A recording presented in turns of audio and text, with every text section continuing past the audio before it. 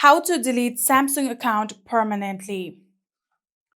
So first of all, open any kind of a browser. I'm going to go with my Safari, and in here, tap on the search bar, then start typing samsung.com.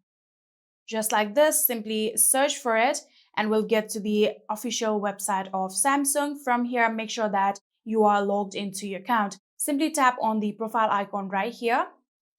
Then after doing that, here you can see I am currently logged into my account. Then we'll get to the profile page just like this.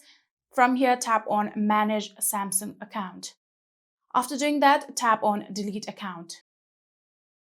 After doing so, here you can see all of your Samsung accounts related to these applications will also be deleted. So if you are okay with that, what you're going to do is scroll down and simply tap on this I have read the terms and condition and tap on delete account.